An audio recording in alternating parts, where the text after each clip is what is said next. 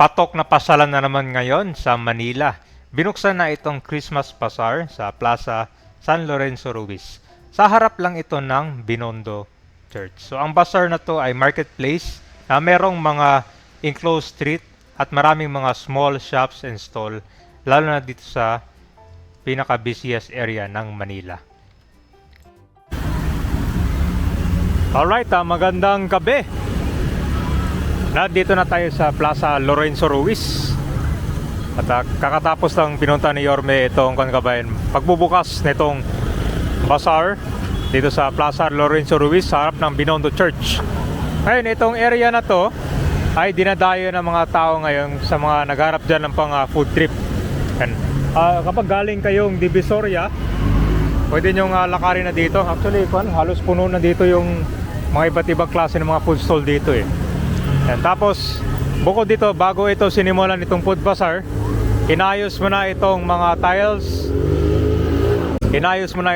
tiles. Tapos yung fountain na kung saan ang sobrang itim dati. Ayan, bagong pintura na rin, no? Ito kasi dati, ginagawang swimming pool.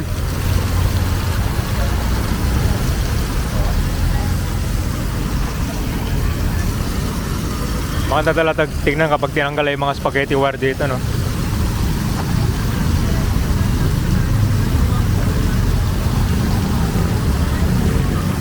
Dahil guys, so ito meron na rin sa Bonifacio Shrine. Meron din doon sa Pasig River Esplanade, sa Arroceros Park. Grabe, ang dami.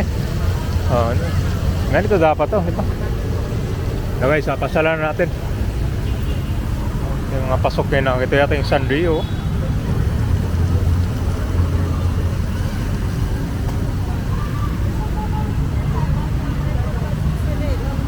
Tao sa loob.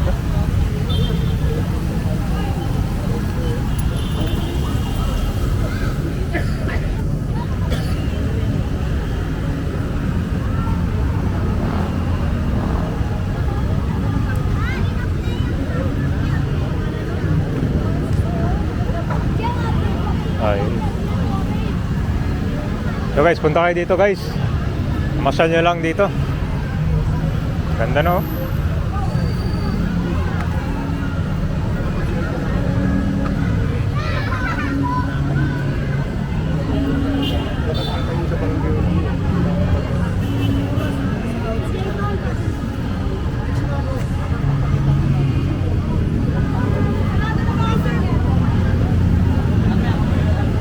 Rice, kaya pa ito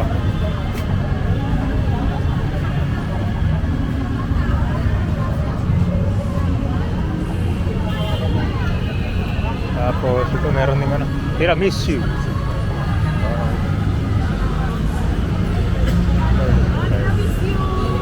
Sisi Hor. Halos dami ng mga ngayon, no? Pati pang style ng pagluto nila.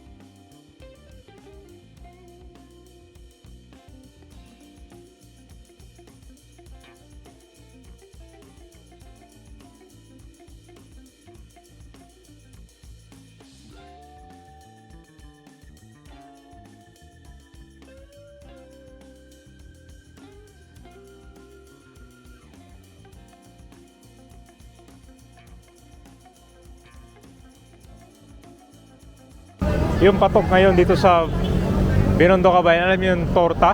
Ay, yung parang man.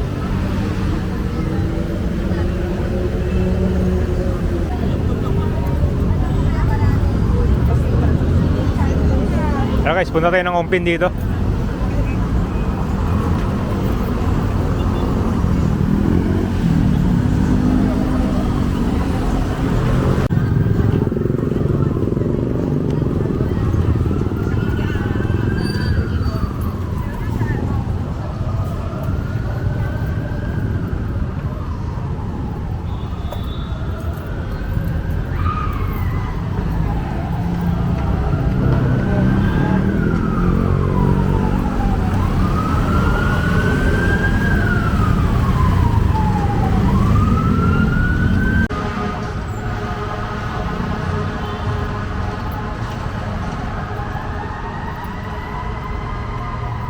Ganyan guys, diba? Ang ganda ng tingnan. Bawas na yung mga kon dito.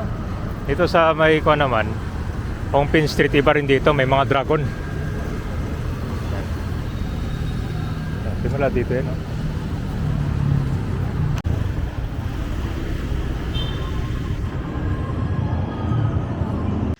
Ito na yung Ongpin. Nagkaroon na rin dito ng anti-blight.